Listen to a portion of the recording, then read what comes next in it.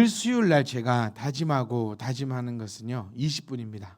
네, 강해 우리가 20분 그리고 기도 15분 이것을 제가 목표로 삼고 있습니다. 집중하시고 제가 늘 말씀드리는 거죠. 그러니까 여러분 이걸 생각하셔야 돼요. 20분이란 시간에 그러니까 우리 꼭 서신사고 같은 거예요. 한정되어 있는 이 자원 이렇게 글 쓰는 거에 대해 얼마나 고민하고 생각해서 귀한 것만을 여기 적었겠냐는 거예요. 마찬가지입니다. 이 한정되어 있는 이 시간에 얼마나 많은 얘기를 하고 싶지만 그거를 빼고 이 얘기를 한다는 것은 이게 정말 중요하기 때문에 그 얘기를 하는 거예요. 말은 이야기는요 길게 하는 게 쉽습니다. 짧게 하는 게 어려워요. 네, 이게 이제 그러니까 공감 못 하실 수도 있는데 어쨌든 말은 길게 하는 게 편해요. 2시간, 3시간, 4시간 설교가 여러분 훨씬 편해요. 왜냐하면 그 한 3-4시간 설교 가운데 이 뭐 말씀만 전합니까? 아니죠. 웃겼다가 재밌는 얘기도 했다가 또 울렸다가 쓸데없는 얘기하면서 막 주변들에게 이게 훨씬 더 집중시키기도 훨씬 더 편해요. 3시간, 4시간 설교가 훨씬 편하거든요. 근데 이 20분, 25분 또 5분이 늘었네. 20분, 25.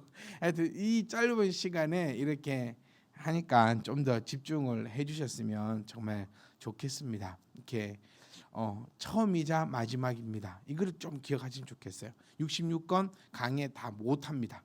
못하고 여러분들이 먼저 가시든 제가 먼저 가든 가는 겁니다. 그걸 한번 기억해 주시면서 정말 짧은 시간이니까 집중해서 우리 아이들도 주니 아이들 더 이상 어리지 않다. 목사님 늘 얘기하는 거 드라마를 이해하고 영화를 본다라는 것은 이 말을 이해하고 알아들을 수 있다라는 것을 그러니까 늘 부모가 쏘으면 안 돼요. 늘 쏘으면 안 돼요. 애들은 다 컸어요. 이제 다 알아듣는 거예요. 드라마 보고 영화 보면서 그러니까 다 이제 할 수 있는 거예요. 자, 1절 말씀을 보시면은 베드로는요 자기를 두 가지로 이제 소개를 합니다.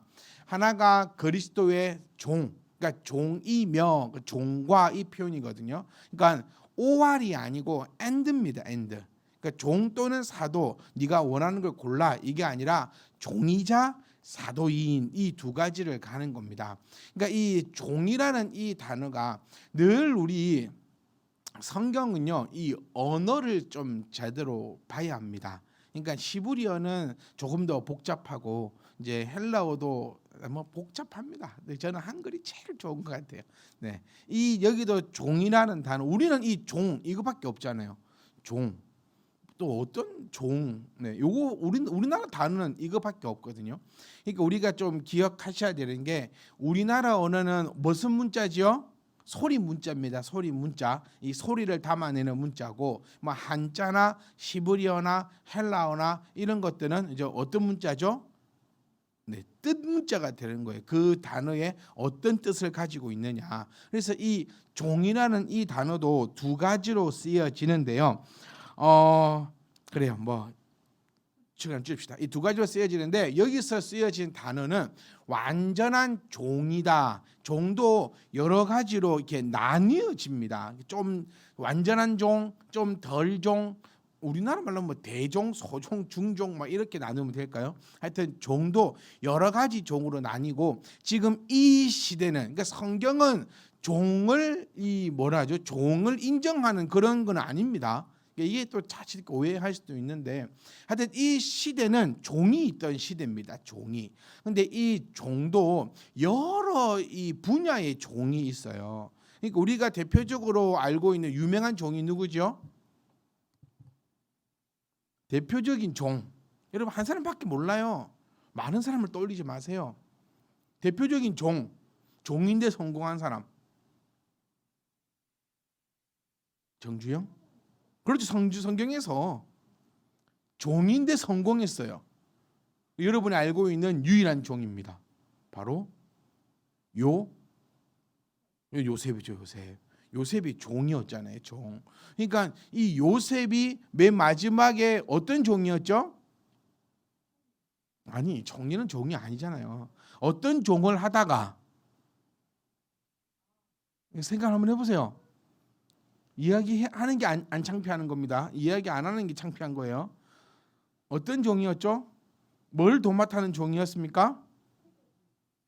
그렇죠. 돈을 맡은 종이었죠. 그러니까 이 종은요, 어느 정도의 자유가 보장되어 있는 종이에요.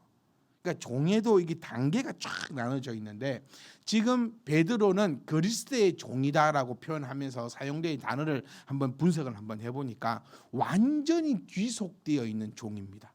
완전히 귀속되어. 그러니까 자기 자신을 종이라고 표현하는 거죠. 여러분, 이 표현이 왜 제가 이렇게 긴 시간 동안 설명을 해드리고 싶냐면은 보통의 표현이 아닙니다, 여러분. 우리는 이거 뭐라고 설명을 해야 될까? 우리는요, 그러니까 이거 있잖아요. 이 자존감이 낮다, 도둑이 제발 저린다. 하여튼간 이거 뭐라고 해야 되지? 와, 이 참 어렵네. 그런 거 있잖아요. 그러니까 바보야라고 했을 때 진짜 바보는 기분 나쁘나? 이렇게 예를 들어야 될까요? 이 뚱보야 이랬을 때 진짜 뚱보는 기분 나쁠까? 그러니까 이런 거 있잖아요. 이런 단어. 그러니까 나는 그리스도의 종이다라고 이 자기 스스로를 이렇게 표현한다는 것은 자기를 완전히 낮추면서 자기를 아주 보잘것없는 사람으로 이렇게 만들어내는 단어거든요. 그러니까 요즘처럼 나는 그리스도의 종입니다. 이렇게 우리는 이제 이거를 좀 뭐 좋은 의미로 받아들이잖아요. 뭐 목사를 표현할 때 뭐 그리스도의 종 뭐 이렇게 표현하기도 하고, 내 스스로도 종이라고 표현하고, 뭐 기도할 때도 하나님의 종들이 여기 모여 있사오니 이런 식으로 이제 표현을 하면서 그리스도의 종이며, 이 표현을 상당히 높은 표현으로 이렇게 볼 수 있는데요. 아닙니다. 여기 당시에 나를 종이다, 기억났다, 예를 들을 수 있는 거 백정, 우리 조선 시대. 네, 나는 길 다니면서 그 옛날 미스터 선샤인 그 보셔야 됩니다. 이거 미스터 선샤인 좀 보세요. 성경 다음으로 보셔야 될 것이 미스터 선샤인입니다. 미스터 선샤인. 거기 보면은 유연석이가 그 아픔이 있죠. 백정의 자식. 그러니까 어디 가서 백정은 진짜 뭐 니나 나는 진짜 완전히 막 개보다 못한 취급을 받던 게 백정이거든요. 그 나는 스스로를 백정이라고 밝힐 수가 없는 거죠. 그런 것만큼의 이 대단한 표현입니다. 그러니까 나는 이거는 그러니까 나를 높이는 그런 표현이 아니고 막 요즘 같은 그런 표현이 아니고 완전히 자기를 설명할 때 나는 그리스도의 종이다라고 표현하면서, 이게 좀 대단히 놀라운 것이 뭐냐면요, 이 베드로의 위치를 우리가 파악을 하셔야 됩니다. 베드로의 위치를. 제가 이 정치가의 이야기를 조금 언급하면서 죄송하긴 한데, 이 노무현 대통령 시절에 이런 인터뷰가 있었습니다. 어떤 사회자가 물었어요. 대통령님, 이 모든 권력을 다 내려놓은 것에 대해서 후회 안 합니까? 이렇게 묻습니다. 그러니까 노무현 대통령이 이렇게 대답을 합니다. 그거 내려놓으려고 대통령이 했습니다. 요 표현이 있습니다. 그때 우리가 박수를 치고 막 했던 기억이 있어요. 뭐 이런 식으로 그거랑 비슷한 이야기라고 할 수 있어요. 베드로는 지금 최고의 높은 자리에 있는 사람입니다. 교회적으로도 높은 자리에 있는 것이고, 이런 이 사회 문화적으로도 상당히 높은 자리에 있는 사람입니다. 이 사람이 자기를 종이라고 표현하면서 성도와 동일시 여기는 그것을 나타내고 있는 표현이에요. 그러니까 저는 상상해 보건대 이렇습니다. 이 편지를 누군가가 대독해 줬을 거거든요. 다 한 사람만 사람에게 전해준 것이 아니고 이 대독을 했을 거예요. 저는 이렇게도 상상합니다. 제가 지난주에도 말씀드린 것처럼 어느 특정한 지역에 보낸 편지가 아니고 7교회, 아시아에 있는 모든 교회에게 보낸 편지이기 때문에 막 서로 이렇게 적어 가지고 막 보내지 않았을까? 그러면 누군가가 앞에 서서 이거를 읽어줬을 건데, 예수 그리스도의 종이며 이 표현에서 저는 엄청 많은 눈물을 흘렸을 것 같아요. 그러니까 이거 우리가 표현이 안 되는 거. 왜 우리가 이 감정을 느끼지 못하냐면요, 우리는 사회적으로 종교적으로 뭔적으로든 이런 것을 받아본 적이 없는 사람들이거든요. 높은 사람이, 아주 권위가 있는 사람이 너희와 같은 자입니다라고 해본 이런 걸 우리가 못 받아봐서 그렇거든요. 네, 제가 좀 대형 교회 목사여 가지고 여러분들과 함께 저는 이 표현 많이 드렸잖아요. 네, 저는 여러분 위에 군림하는 사람이 아니고 하나님 앞에서 동일한 같은 이렇게 제가 그러니까 한 10만 명 정도 목회하는데 딱 이런 말 했으면 여러분들이 막 울었을 거예요. 우리 목사님 그러는데 꼴랑이라고 있으니까는 이제 이런 말을 해도 뭐 감동도 없고 뭐 그런 갑다 이제 이런 식으로 되는 건데 하여튼 이런 표현입니다. 그래서 이 종이다라는 표현에 가장 핵심적으로 사용된 이유가 이겁니다. 나와 당신들은 모두가 하나님 앞에서 동일한 자세입니다라는 베드로의 겸손을 나타내고 있습니다. 그리고 두 번째인데 겸손만 또 나타내면 안 되잖아요. 그러니까 여러분 이거를 좀 발견하셨으면 좋겠어요. 목사님이 어디에서 가치관을 가지고 나오고 있는가 이거를 좀 발견해 주셨으면 저는 참 좋겠어요. 제가 늘 여러분과 함께 표현한 게 이겁니다. 목사의 권위는 말씀 안에서만 있다는 거죠.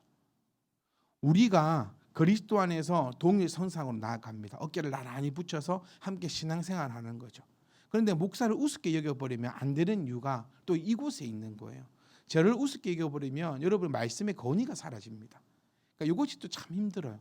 그러니까 사도 베드로가 지금 취하고 있는 것이 그거거든요. 그러니까 저희의 가치관들이 여기서 나오는 겁니다. 잘 보세요. 종이다라고 표현을 했어요. 그런데 갑자기 사도다라고도 표현을 합니다. 이게 무슨 의미냐? 종과 사도는요 완전히 극과 극에 놓여져 있는 단어이거든요. 사도는 보내심을 받은 자라는 뜻을 가지고 있습니다. 그러니까 예수님께로부터 보내심을 받은 자인 거예요. 그러니까 뭐가 있습니까? 보내심을 받았다라고 하는 것은 그 사람이 뭐를 갖고 있느냐? 우리 사복음서를 보시면은 이런 말씀이 떠오르셔야 됩니다. 이제는 여러분 주님께서 딱 승천하실 때 제자들에게 뭐를 주셨습니까? 뭘 줬을까요? 그래 돈이라도 줬을까? 뭘 줬을까요? 건세를 주셨잖아요. 건세를. 그 건세 권위를 주신 거예요. 그 건세가 이제 누구 것입니까? 예수님의 건세가 누구 것입니까? 이제 사도의 것이 되는 거예요. 여러분 특사를 생각해 보세요. 특사를 우습게 얘기하면 안 돼요. 여러분 생각해 보세요. 우리 윤석열 대통령입니다. 지금 좋든 싫든 그건 필요 없어요. 지금 영국에 갔죠. 저는 영국에 간 걸로 알고 있거든요. 전화 한번 해봐야겠네. 하여튼 어디 갔다 칩시다. 그럼 내가 싫어한다 칩시다. 근데 그 나라에서 윤석열 대통령을 아주 이 예의를 아주 이런 것들을 개똥같이 해요. 그 화가 납니까 안 납니까? 화가 나요. 나는 그 사람을 싫어한지언정 우리나라를 대표하는 거거든요. 그 사람을 무시하거나 뭐 의전을 잘못하거나 의전이 정말 중요한 거거든요. 의전을 함부로 하거나 이렇게 저렇게 됐을 때 이런 말 있잖아요. 까도 내가 깐다고. 그런 말이 있듯이 이 특사가 됐든 대통령이 됐든 어느 누가 되었든 우리를 대표한다. 우리 국민의 그 권위를 가지고 가는 거잖아요. 그렇기 때문에 의전이 상당히 중요한 겁니다. 그래서 만약에 그에게 해를 가했다. 어떤 일이 벌어졌다. 그럼 전쟁이 나는 거 아닙니까? 싫어하든 좋아하든 그런 상관이 없는 거예요. 마찬가지입니다. 보내심을 받았다는 거잖아요. 대통령이 어느 나라를 갔습니다. 특사가 어느 나라를 갔어요. 장관이 어느 나라를 갔어요. 곧 그 사람은 우리가 보낸 사람인 거예요. 이게 민주주의입니다, 여러분. 그러니까 우리의 사도가 되는 거죠. 그 사람들은 우리 국민학교가 아니고 초등학교 때 나이 나 없다. 초등학교 때 배웠잖아요. 모든 대한민국의 주권은 국민에게 있고 또 국민이 원래 다 해야 되지만 국민이 너무 바빠가지고 다 할 수가 없으니까 국회의원을 뽑고 또 우리가 원래 영국에 가야 되는데 우리는 이제 갈 수가 없으니까 대표자만 보낸다. 이 개념 아닙니까? 그러니까 그들은 곧 사도가 되는 겁니다. 우리의 사도가. 그러니까 거기에 대해서 모든 권한을 다 갖고 있는 거죠. 그 사람이. 마찬가지입니다. 예수님의 사도인 거죠. 예수님의 사도이니까 예수님의 건세, 주님께서도 승천하실 때 모든 건세를 너에게 준다라고 말씀을 하셨기 때문에 사도들은 그 건세를 가지고 있는 것입니다. 이 제가 조금 더 보태어 볼까요? 목사는 사도는 아니라 했죠. 레위인도 아니고 사도도 아닙니다. 아니고 계승을 받은 자예요. 완전 다른 의미가 됩니다. 그렇기 때문에 제가 늘 말씀드린 것처럼 말씀의 권위를 여러분들이 인정하시고 그 말씀의 권위를 가지고 붙잡고 나아가야 된다는 것이에요. 그러니까 사도 베드로는요, 지금 그 두 가지를 딱 나타내어 주고 있는 것이 바로 이 설명의 인사의 요 표현이 된다는 겁니다. 나는 종이다, 너희와 같은 자이다. 하지만 사도임으로 사역과 권위를 가지고 있는 것을 강조하면서, 그러니까 저는 참 제가 지금 말씀을 여러분께 잘 전해드리고 있다면 여러분 이 마음 안에도 이 두 가지의 감정이 함께 있어야 합니다. 그러니까 참 뭐라 설명할 수 없는 이 감정, 종이라고 하니까 친근함도 있지만 또 사도라고 하니 또 두려움도 가지는 거예요. 이런 심정을 가지고 이제 베드로의 서신서를 우리가 함께 받는 것입니다. 자, 재밌는 표현이 나옵니다. 우리 하나님과 구주 예수 그리스도. 자, 하나님과 구주가 예수 그리스도를 수식하는 한 위격, 즉 예수 그리스도를 나타내고 있다라고 이렇게 나타내고도 있습니다. 자, 이게 조금 이렇게 좀 어려운 설명이기도 한데요. 자, 어떤 사람은요, 하나님과 구주 예수 그리스도라는 두 위격을 나타낸다라고 표현을 하는 거예요. 자, 우리 하나님과 구주 예수 그리스도가 나왔잖아요. 그러니까 이걸 두 위격이다라고 표현하는 사람도, 그렇게 주장하는 사람도 있고, 또 어떤 사람은 우리 하나님과 구주 예수 그리스도를 이거를 하나의 위격을 나타낸다라고 주장하는 사람이 있습니다. 자, 이 두 가지의 주장이 팽팽한데, 그러면 이제 우리는 개혁주의 신학을 가지고 있는 우리들은 어떤 견해를 이제 더 따라가는가? 그러니까 이 부분이 조금 이렇게 중요한 부분이기도 해요. 여러분, 강해는 조금 이렇습니다. 이 말씀에 대해서 의미를 찾는 것보다도 그 말씀이 도대체 무엇을 나타내고 있는가라는 거예요. 그래서 저는 이런 표현도 드리고 싶어요. 제가 잘못되게 여러분께 설명해 드릴 수도 있어요. 말씀은 틀리지 않습니다. 이 부분 잘 기억하세요. 하나님의 말씀은 결코 틀림이 없습니다. 그런데 전하는 자가 어쩌면 실수로, 어쩌면 부족해서, 제가 어떻게 다 알겠습니까? 이 어려운 것들을 또 부족해서 잘못 설명해 드릴 수는 있어요. 자, 왜 이 말씀 드리냐면 두 주장이 있다라는 겁니다. 지금 하나는 두 위격이다, 하나는 아니다, 하나의 위격이다, 이렇게 주장하는 바가, 원래는 더 많은 주장이 있죠. 그런데 가장 크게 대두되는 게 이 두 주장인데, 어떤 것이 맞냐, 뭐 칼을 딱 들미고 네가 하는 말이 맞냐라고 하면 I don't know입니다. 예, 왜냐하면 너무 아리송하기 때문에. 하지만 우리 신학자들이 맞다고 하니까 우리가 그렇게 한번 찾아가 보는데, 또 목사 입장에서는 맞다고 하니까 무조건 맞아요, 이렇게는 안 합니다. 이거를 이제 기억하셔야 돼요. 그러니까 우리가 오전 예배 때 함께 말씀을 나누었던 것처럼 성도의 입장에서 가장 감사한 것은 믿고 따라갈 수 있는 교회가 있다라는 거예요. 이게 정말 제일 감사한 부분입니다. 그리고 성도의 입장에서는 어렵고 복잡하게 생각하지 말자라는 거예요. 그러니까 제일 어렵고 복잡하게 생각하는 것은 신학자들이 할 문제고, 그 다음에 어렵고 복잡하게 또 생각을 하고 또 연구를 하는 것은 목사가 할 일입니다. 신학자는 진짜 설교 못해요. 네, 대학 교수도 진짜 미치 환장합니다. 설교학을 배우거든요. 설교학을 처음 딱 배울 때 정말 기대 많이 했어요. 와, 이 설교학을 가르치는 교수님은 설교를 얼마나 잘하실까. 정말 딱 시작하면 2분 만에 다 지울 수 있습니다. 진짜 설교 못해요. 그분인가 진짜 못해요. 제가 그 사람만 그 사람, 우리 교수님만 그런 줄 알았거든요. 다른 대학 교수 다 똑같더라고요. 다른 학교를 가도 설교학 교수는 설교를 못하고, 다른 학교를 가도 설교학 교수는 설교를 못해요. 그럼 설교학 교수는 뭘 하는 사람이냐? 설교의 종류에는 기납적 설교가 있고요. 네, 이런 설교가 있고요. 설교에는 이런 것이 있으며 몇 년도에는 어떤 설교가 유행을 했고, 또 몇 년 되는 어떤 설교가 있습니다. 이런 거를 가르치는 게 설교학 교수였습니다. 막 이런 식으로 설교를 해야 됩니다. 억양은 이렇게 올려야 됩니다. 이런 거 없어요. 스피치는 신학교에서 가르치지 않습니다. 스피치는 타고나는 거고 또 웅변학원 가야 돼요. 스피치 학원 요 보니까는 뭐 MC 과정 이런 것도 있더만요. 학원에 크게 붙여놨더라고. 스피치 학원인데 MC 과정, 뭐 강사 과정, 뭔 과정, 하여튼 그런 거예요. 그래서 이 교수들은 이제 그런 것들을, 신학자들은 정말 연락이 싸우고 막 이렇게 하고 이제 또 이렇게 하는 거예요. 그러니까 이제 우리 개혁주의 신학에서 왜 한 위격이라고 보는가라고 해 보면, 이 우리 하나님과 구주는 관사, 그러니까 어려운 표현인데 하나의 관사가 사용이 됩니다. 그러니까 요거 한글 성경만 봐갖고는 절대로 알 수가 없어요.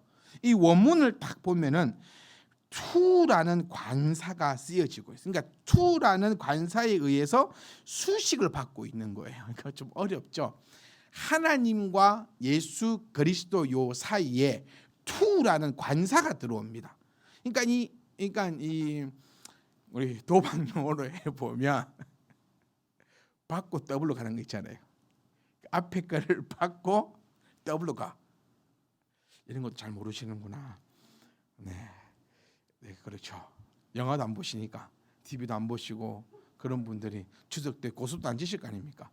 오직 추석 때 할렐루야 찬양하시고 막 성경 보시고 전도에 힘쓰고 목사의 가직만 확 붙이고 막 그러고 있는 것 같은데, 하여튼 앞에 단어와 뒤에 단어, 이 앞에 단어가 우리 하나님, 뒤에 단어가 구주 예수 그리스도인데 요 사이에 투라는 관사가 들어오는데 요 관사가 요 앞에 까고 뒤에 까고 이어주는 수식어가 되는 거예요. 그래서 이거를 이제 문자적으로 쳐다보면 요 단어가 하나의 단어로 이어져 있고, 즉 나타내는 것은 하나다라고 이 수식하는 이 관사에 의해서 표현이 되는 것입니다. 그래서 우리 개혁주의 신학에서는 이것은 하나의 위격으로 보는 것이 맞다라고 그렇게 정의를 내리고 주석을 하고 있고 그렇게 가르치고 있습니다. 그래서 우리가 보더라도 그것이 맞습니다. 왜냐하면 앞으로 이어질 그 내용들을 쭉 보다 보면 삼위일체를 나타내고 있는 것이 바로 이 베드로 후서의 전체적인 내용이 되는 것이다라는 것을 우리가 한번 살펴보면 되겠습니다.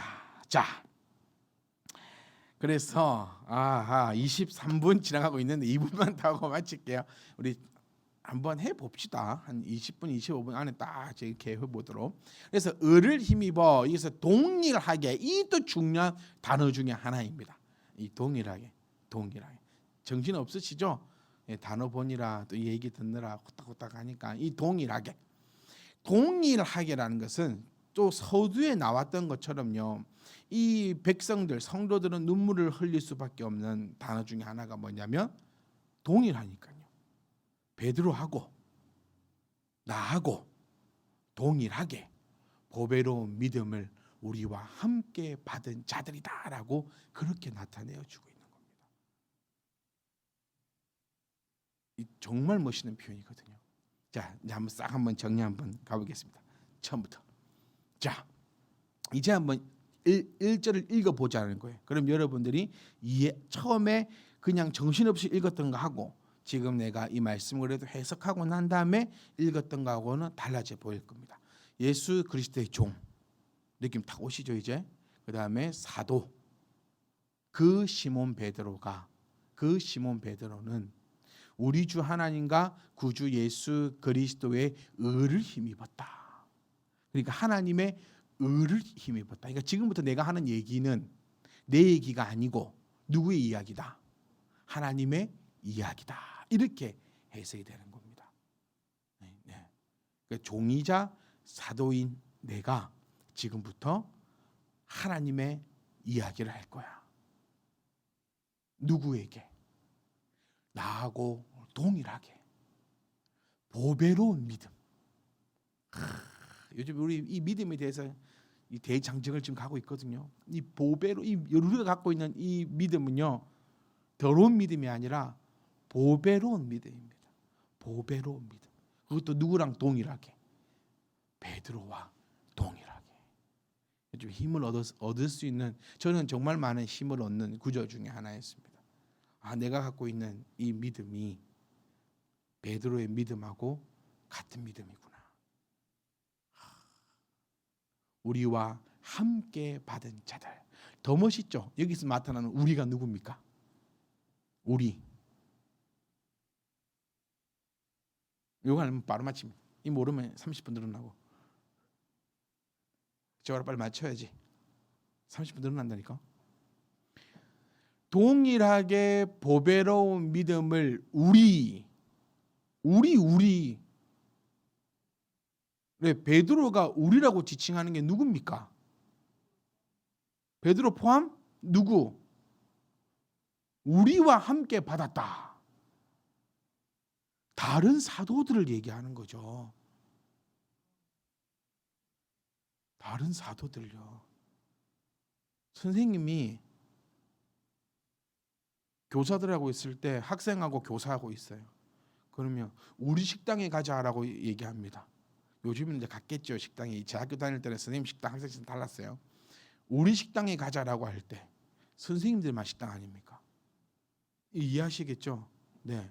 그러니까 우리, 이거 동일하게 보배로운 믿음을, 더 멋있잖아요. 우리와 함께 받았다. 사도들과 함께 받은 자들에게 편지한다. 여러분, 우리는요 베드로의 그 무리들과 동일하게 보배로운 믿음을 받은 자들입니다. 그렇기에 베드로 후서를 우리가 함께 보면서 이곳에서 하나님의 그 은혜를 발견해 나갈 수 있는 것입니다. 사랑하는 성도 여러분, 서신서는 정말 중요합니다. 사복음서를 앞만 쳐다봐도 우리는 많은 것을 이해하거나 깨달을 수가 없어요. 우리의 교리는요, 사복음서에서 나오진 않았습니다. 달라요. 사복음서는 우리가 문학적으로 한번 표현해 보면 기행문에 가깝습니다. 설명문에 가까워요. 실제로 있었던 일을 이렇게 눈으로 보는 듯이 묘사해 가면서 거기에 대해서 그냥 나타내어 주고 있는 거잖아요. 한편의 드라마와 같습니다. 그럼 이 서신서들은 이제 무엇이 되느냐? 예수님으로부터 받은 그 가르침을 직접적으로 풀어 해석해 주고 있는 거예요. 그러니까 사복음서는요, 저는 이런 영화 장르를 참 좋아하거든요. 사복음서는 어떤 사람이 이 제3자 입장에서 이렇게 쳐다보는 내용이잖아요. 똑같은 내용을 이 안에 들어가 있는 주인공이 설명해 주는 것이 서신서라는 거예요. 그러니까 이것이 딱 이렇게 싹 겹쳐지게 되면 성경이 진짜 재밌어지는 거예요. 그러니까 제가 늘 소원하는 거, 제가 보는 하나님, 제가 보는 성경을 함께 보고 싶어요. 이렇게 싹 이어진다니까요. 옆에서 제3자가 본 상황을 진짜로 그 주인공이 이렇게 나타내고 있는 것이 서신서. 그러니까 예수님에 대해서 정확한 설명이 어디에 들어있을까요? 서신서에 들어있어요. 네, 여러분 오늘 이것만 꼭 기억하십시오. 우리가 누구냐? 우리가 그렇게 대단하게 생각하고 그렇게 존경하는 이 12 사도들과 동일하게 보배로운 믿음을 받은 자들입니다. 기도하겠습니다.